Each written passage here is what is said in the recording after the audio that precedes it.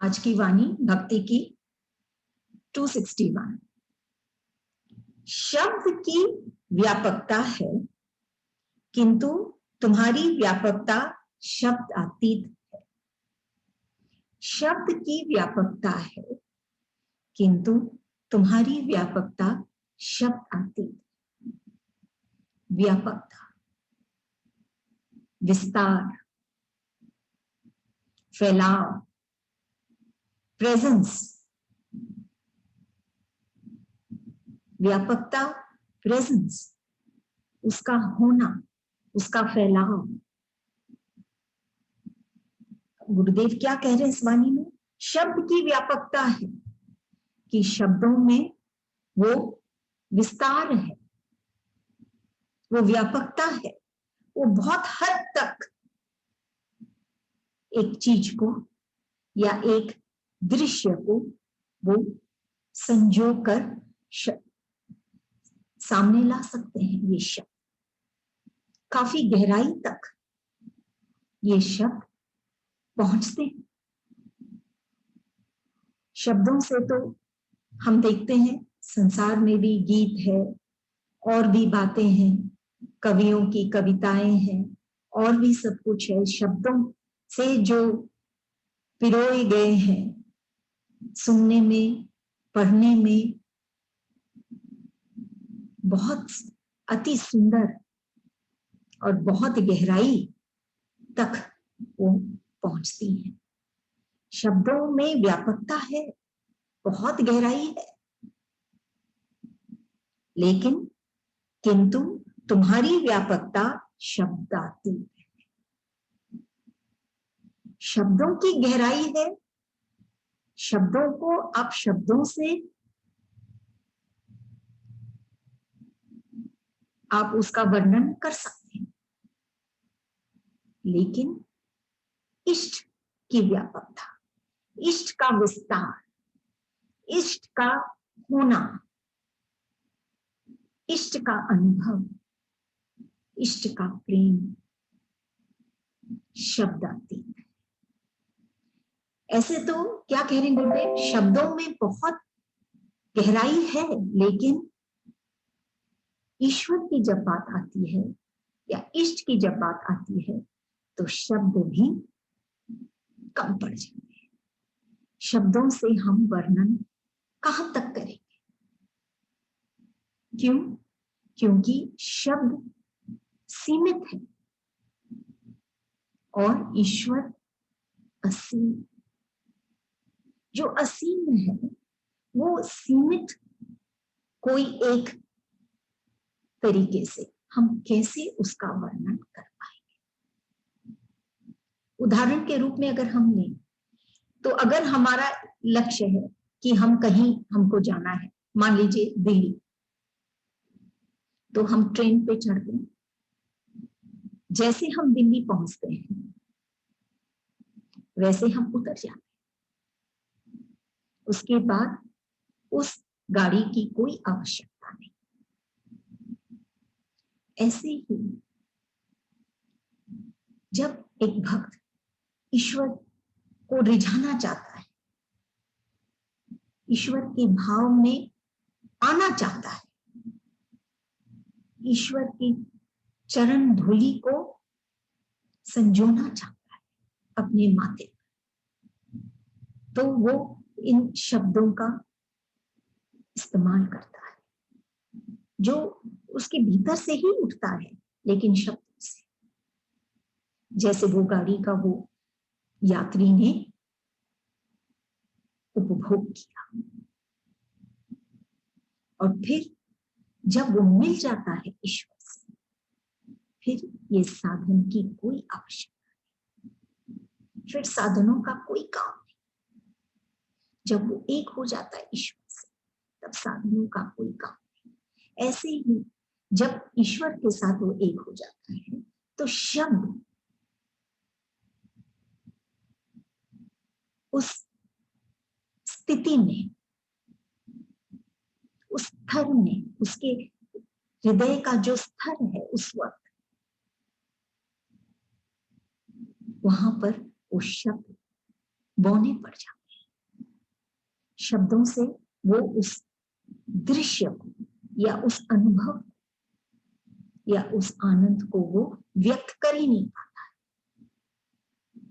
निरर्थक है। शब्दों, ईश्वर का की व्यापकता शब्दातीत है,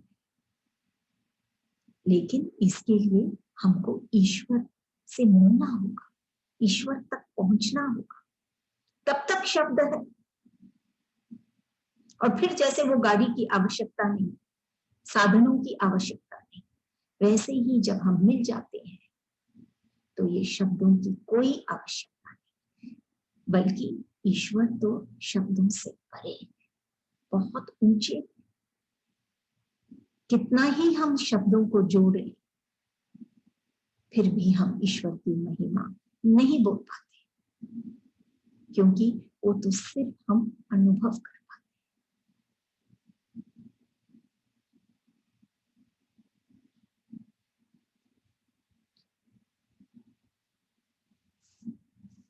अगली बात, प्यार भी तुम्हारा और हमारा चिरस्थायी है, क्या माला लूं और क्या पहना। प्यार भी तुम्हारा और हमारा चिरस्थायी है। यहां गुरुदेव क्या कह, एक तो ये बात हम नोट किए स्वामी ने, प्यार भी मतलब और कुछ भी, यहां पर और कोई चीज की भी बात हो रही है जो चिरस्थायी है।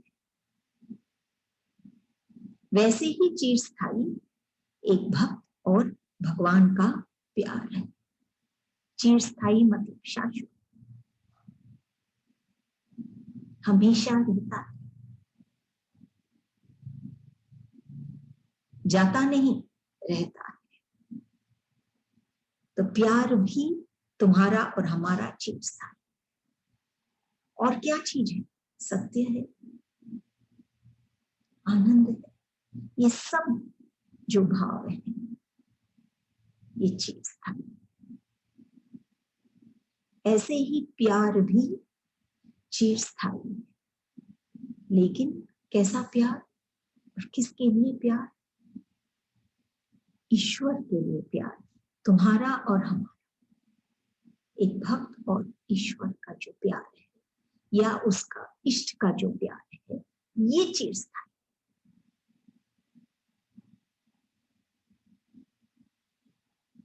बहुत सीढ़ियां चढ़ना पड़ता है जब तक कि हम उस चिरस्थायी प्यार तक हम पहुंचते हैं, बहुत स्टेप्स,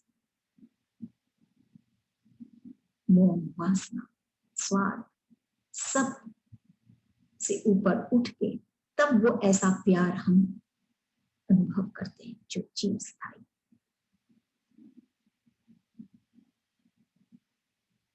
क्योंकि जो संत का संतान है कभी परेशान, वो तो शान है प्रभु चरण की।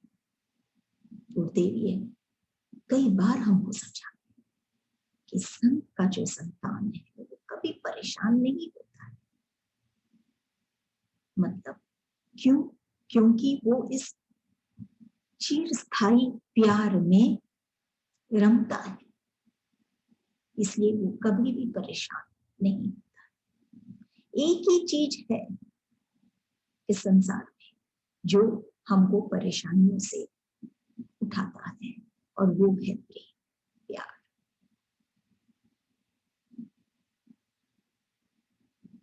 धन हो, स्थूल का मान सम्मान हो, कुछ भी हो, लेकिन परेशानियां फिर भी रहती। लेकिन एक प्रेम ही ऐसा है जो हमको कभी परेशान या चिंतित नहीं होने देता, वो हमको उठाता है। हम रम जाते हैं उस अनंत में, फिर कोई दुविधा नहीं।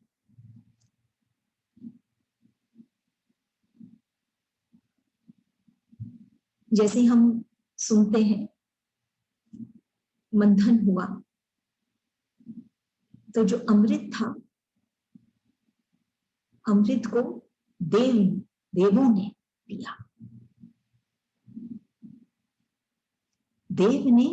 देवों ने ग्रहण किया अमृत को, लेकिन शिव ने ग्रहण किया विष को, कि सबको अमृत प्राप्त हो। इसीलिए वो महादेव है, क्योंकि उसने विष ग्रहण किया। क्यों विष ग्रहण किया? कि सबको अमृत मिले, इसीलिए वो विष ग्रहण किए। इसलिए वो देव नहीं, महादेव है। जो ये चिरस्थायी प्रेम पाता है ईश्वर का, वो अमृत स्वतः ही पाता है। यहां तक कि जो ब्रह्मानंद, जो ब्रह्म के आनंद में जो रमता है, उसका जो विषय आनंद है वो स्वतः ही तिरोहित हो जाता है, खत्म हो जाता है।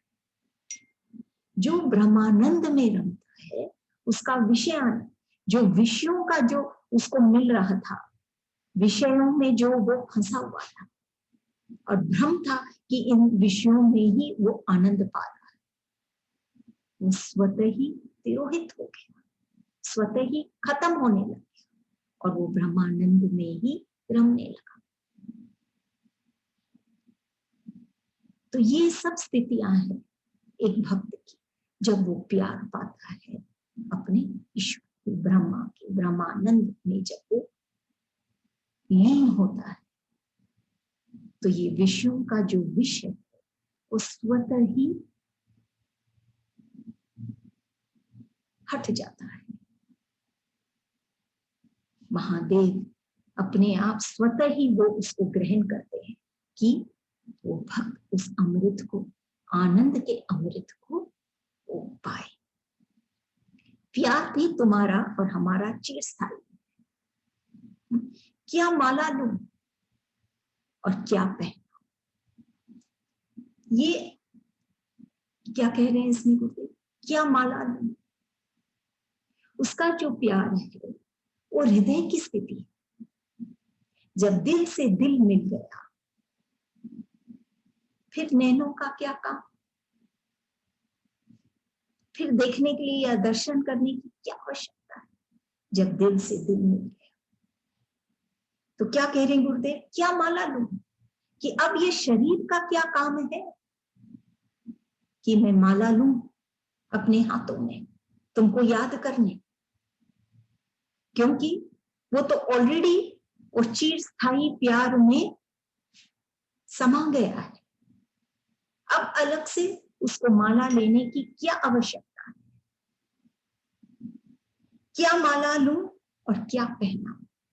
ये ऊपरी कर्म कि क्या उसको पहनाऊं, कैसे रिझाऊं, कैसे ईश्वर को सजाऊं, क्या पहनाऊं, माला लूं और जपूं, ये सब चीज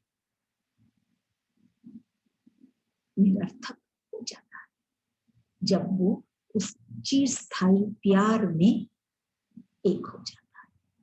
तब उसके बाद वो एक अलग ही स्थिति में पहुंचता है। क्या माला?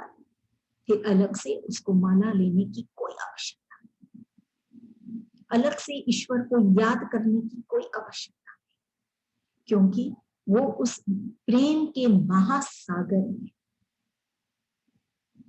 वो समा गया।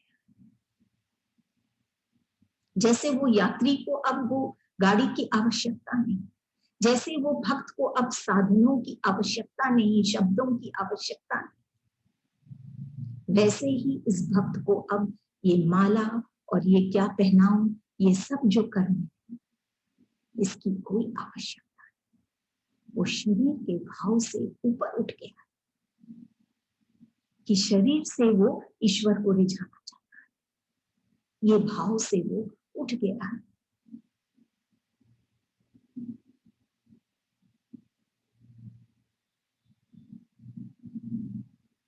अब वो अलग ही, उसकी पात्रता कुछ और ही है, वो ईश्वर का ही संतान है और शान है ईश्वर,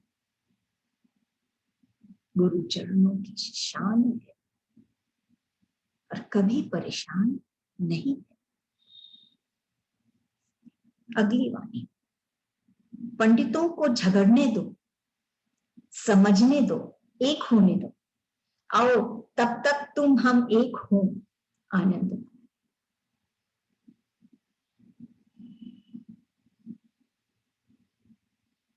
एक भक्त, एक संत, वो कभी भी वाद विवाद, तर्क और ये झगड़ों में नहीं पड़ना चाहता। वो तो कहता है आओ तब तक तुम हम एक हो, वो एक क्षण भी नहीं गंवाना चाहता। वो अपने ईश्वर के साथ हर क्षण बिताना चाहता। वाद विवादों में, झगड़ों में वो पड़ना ही नहीं चाहता। ये तो मत की बात है, ये तो बुद्धि की बात है। जब वाद विवाद उठती है, हृदय में तो सिर्फ प्रेम है और प्रेम में कोई वाद विवाद नहीं, कोई कंडीशन नहीं। कहीं पे पढ़े थे कि एक या लाख ज्ञानी, ऐसे समझे, लाख ज्ञानी जो असली में ज्ञानी है, जो जानते हैं कि ईश्वर ही है जो हमको चलाते हैं, जो हमको खिलाते हैं, वही करता है। लाख ज्ञानियों को भी अगर आप एक साथ एकत्रित करें तो उनका एक ही मत होगा कि ईश्वर ही है और हम ईश्वर के ही अंश हैं और उस ईश्वर में ही मिलना है वो आनंद के। और एक अज्ञानी के लाख मत है। जो अज्ञानी होता है उसके लाख मत है, उसके इतना कंफ्यूजन है उसके विचारों में, उसकी बुद्धि में, मत, उसकी सोच में लाख मत हैं उसके। ये भी ठीक है, नहीं ये ठीक है, नहीं ये ठीक है, ऐसे गलत है, ये गलत है, वो कह रहा सो गलत है, मैं कह रहा हूं सो सही है, ये है वो है, लाख मत है। और लाख ज्ञानियों का भी एक ही मत है। यही बात इसमें गुरुदेव कह रहे हैं, पंडितों को झगड़ने दो। जो अज्ञानी है, जो खाली शरीर से ईश्वर को पाना चाहते हैं, शरीर के कर्म करके वो ईश्वर तक पहुंचना चाहते हैं, ऐसे पंडितों की मुख से या शरीर से कार्य करके वो ईश्वर का अनुभव कर सकते हैं। उनको झगड़ने दो, समझने दो, एक होने दो। उनको समय लगेगा, जब तक वो रमेंगे नहीं ईश्वर में तब तक उनका एक मत नहीं होगा, तब तक ये भ्रम रहेगा ईश्वर का कि ईश्वर कौन है। किसी ने ईश्वर को देखा नहीं, ये तो सिर्फ हम अनुभव कर सकते हैं हमारे भीतर, हमारे हृदय। और ये भी नहीं कि कहीं बाहर जाके हम अनुभव कर सकते हैं, हमको हमारे ही भीतर अनुभव करना। तो ऐसे पंडितों को झगड़ने दो जो शरीर के बल से भक्ति करना चाहते हैं और भाव में आना चाहते हैं, जब तक कि वो एक नहीं हो जाए उनको झगड़ने। लेकिन वो भक्त क्या कहता है? वो कहता है आओ तब तक तुम हम एक हो, आनंद मनाए। तब तक वो भक्त कहता है कि चलो, अपने इष्ट को कहता है कि हम तुम एक हो जाए और हम आनंद मनाए। हमको ये तर्क में, वाद विवाद में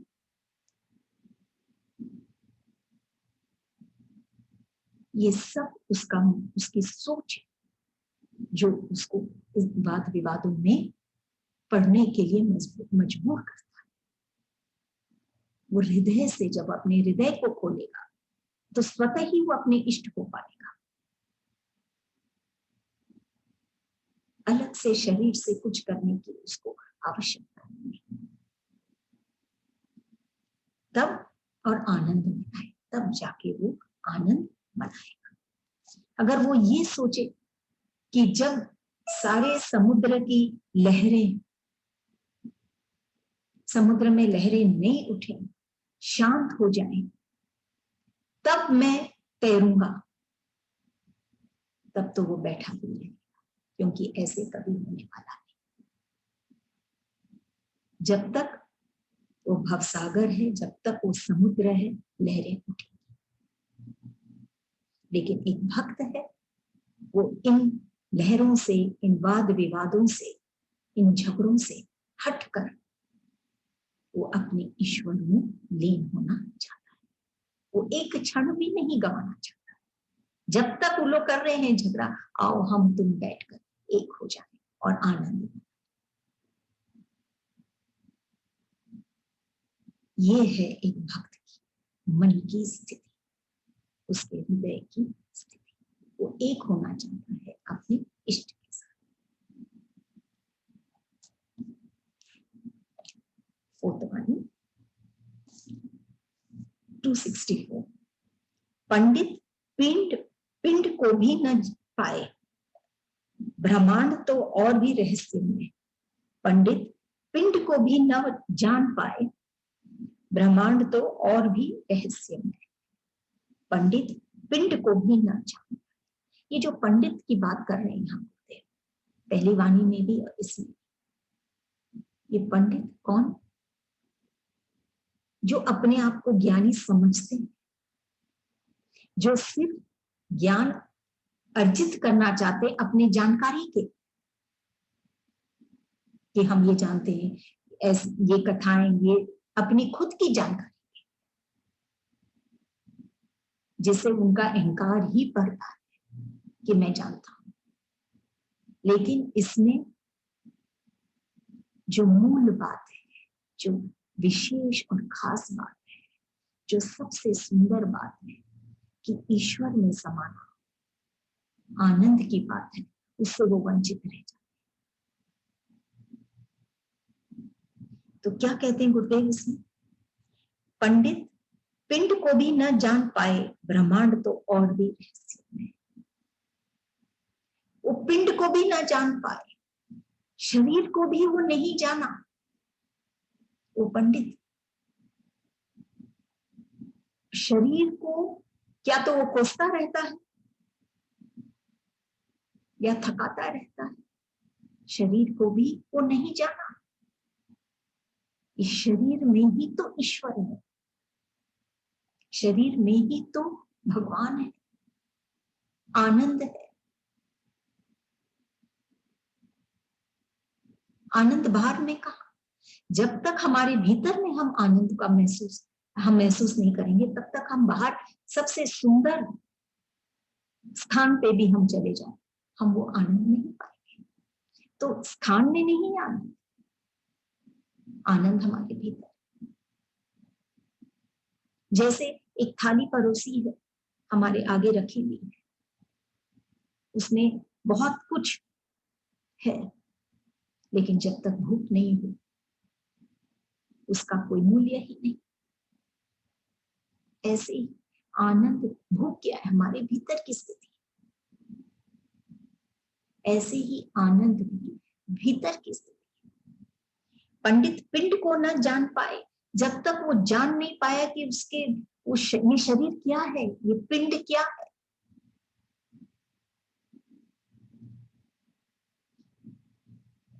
तो वो ब्रह्मांड को क्या जानेगा? जो इस पिंड में है वही इस पूरे ब्रह्मांड में। जो सत्ता, जो एनर्जी, जो शक्ति जो ताकत इस पिंड में है वही इस पूरे ब्रह्मांड में है। लेकिन उस ब्रह्मांड में वो नहीं देख पाएगा जब तक कि वो इस शक्ति को अपने भीतर महसूस नहीं करेगा, तब तक वो बाहर नहीं देख पाएगा। जब तक वो भीतर में प्रभु से नहीं जुड़ेगा, इस प्यार से नहीं जुड़ेगा, एक संत से नहीं जुड़ेगा जो उसको ईश्वर से जोड़ता है, तब तक वो और सब में भी उस ईश्वर को नहीं देख पाएगा। तभी कई परिस्थितियां प्रतिकूल लगती हैं, कई बार विकार, ईर्ष्या, द्वेष, क्लेश, घृणा, ऐसी बातें, ऐसे विचार उत्पन्न होते हैं, क्योंकि वो सब में उस ईश्वर को नहीं देख पाता जो सिर्फ आनंद स्वरूप है, उसको नहीं देख पाता। क्यों?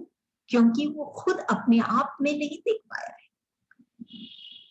और वो अपने आप में तभी देख पाएगा जब वो किसी ऐसे के शरण में जाएगा या चरणों में बैठेगा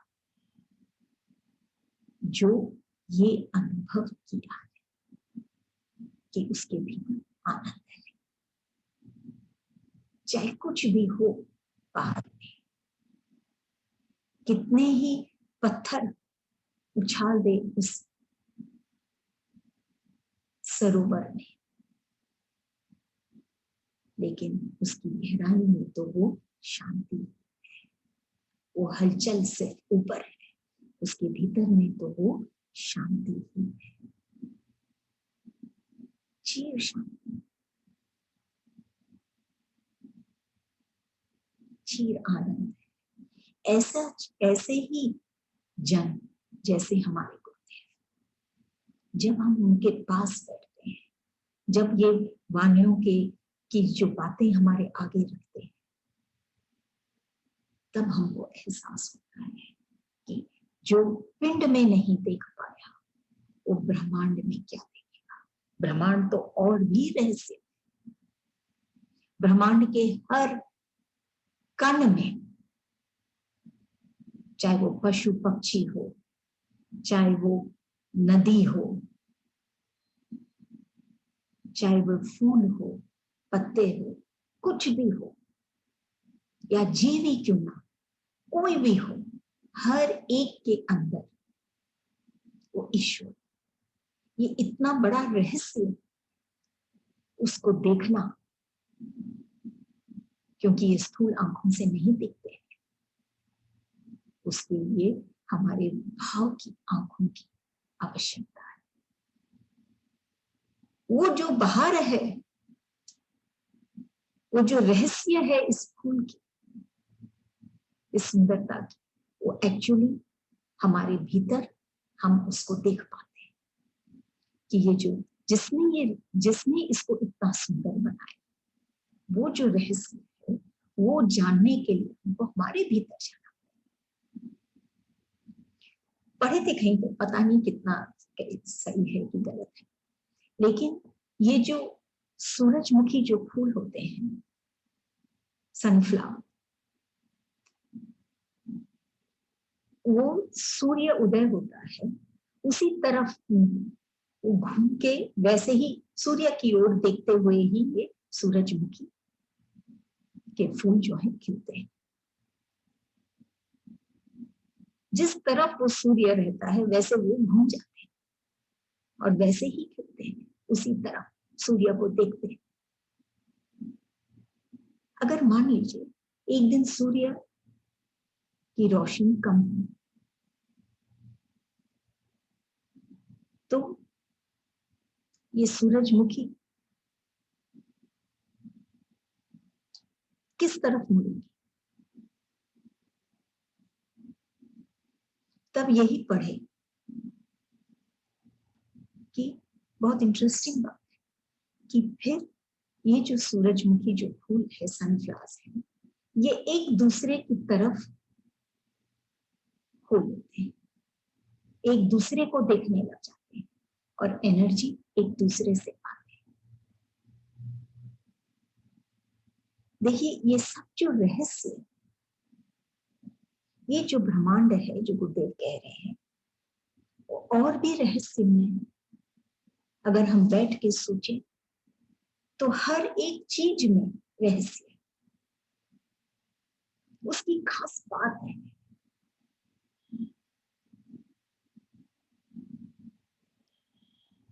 जैसे खून से खून नहीं साफ किया जा सकता,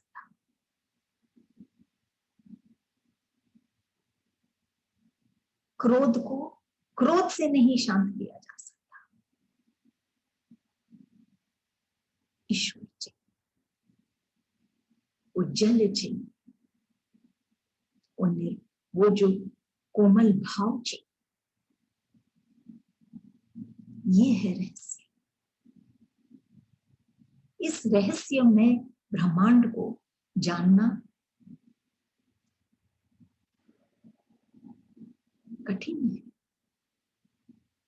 लेकिन जो ये जान जाए कि उसी के अंदर, इसी पिंड में वो अपने ईश्वर का अनुभव जो करता है, वो ये सब रहस्य को सहजता से जान लेता है। और जो पंडित नहीं जानते हैं, अपने भीतर नहीं देख पाते हैं, सिर्फ कार्य कर करके, पूजा पाठ कार्य कर करके ईश्वर को रिझाना चाहते हैं, ईश्वर तक पहुंचना चाहते हैं, वो क्या जानेंगे इस ब्रह्मांड के रहस्य। ये तो बहुत गहरा, बहुत डीप, वहां पहुंचना है। गुरुदेव हमको क्या कह रहे हैं कि तुम अपने भीतर पहले ईश्वर को, तो इस ब्रह्मांड के रहस्य को तुम जान पाओगे कि क्यों ये नदियां सागर की ओर दौड़ती, क्यों ये पक्षी उड़ान भरती, कोई रास्ता भी नहीं फिर भी उड़ान भरती। जब हम अपने ऐसे एक मकाम पे आके पहुंचते हैं अपने जीवन में, जिसको हम कहते हैं कि तकलीफों के शिखर हम पहुंच जाते हैं, तो ईश्वर क्या करते हैं? ईश्वर क्या तो अगर हम गिर रहे होते हैं तो हमको पकड़ लेते हैं, धर लेते हैं, या फिर हमको उड़ना सिखा देते हैं। जैसे कहा गया है कि सबसे सुंदर दृश्य वही होता है जब हम बहुत कठिनाई से हम चढ़े हो ऊंचाई पर, और फिर जब हम देखते हैं तो वो दृश्य सबसे सुंदर होता है। जितना ऊपर हम जाते हैं उतना दृश्य सबसे सुंदर होता है, और ऊपर जाने के लिए बहुत कठिनाइयां हमको झेलनी पड़ती है। तो जितनी कठिनाइयों से हम गुजरते हैं और हम उतनी ही ऊंचाई पर पहुंचते हैं, और उस स्थिति से जब हम इस संसार को देखते हैं तो सब बहुत सुंदर लगता है। इसका ये मतलब है जब तक हम अपने भीतर नहीं देखेंगे और इस भ्रम में नहीं फंसेंगे कि हम है कर्ता, ईश्वर करने वाले, तो हम सहजता से हम ये ऊंचाई पे हम चढ़ते जाते हैं और हमको ये सुंदर व्यू नजर आते हैं।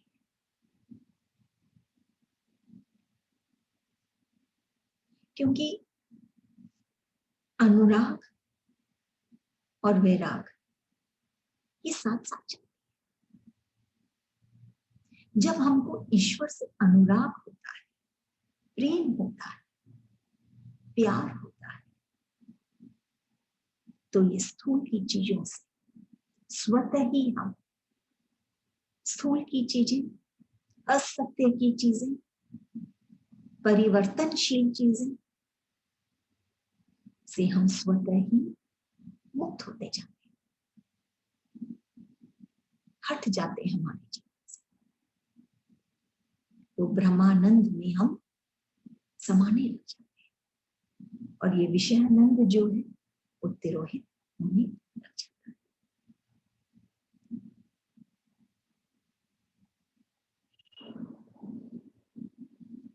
ये एक किसी ने लिखा है ये बात कि जिंदगी छोटी नहीं थी, जिंदगी छोटी नहीं थी, लेकिन लोग देरी ही से जीना शुरू करते हैं।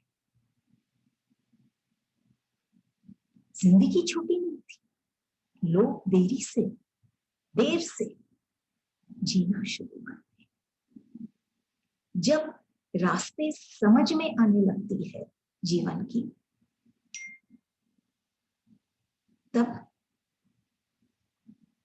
वापिस लौटने का वक्त हो जाता है।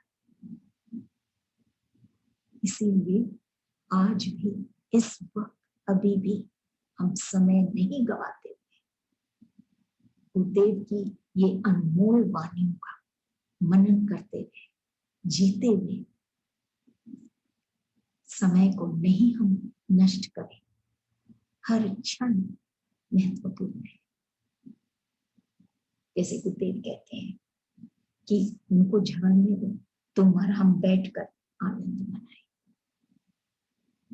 हमको आगे बढ़ते जाना। जिंदगी छोटी है ये नहीं कोसना है। हमने देरी से हम देर से खड़े हुए हैं जीने के। अब समझ में आने लगा है जब सारे रास्ते, तो जिंदगी यही अब हमको कह रही है कि अब तुमको लौट जाना है। इसीलिए अभी इस वक्त हम इन वाणियों का सिर्फ मनन ही नहीं, हम इन वाणियों को जी, और हम अपने भीतर इस पिंड में हम इस महान शक्ति, इस असीम शक्ति को हम इस पिंड में भी पा सकते।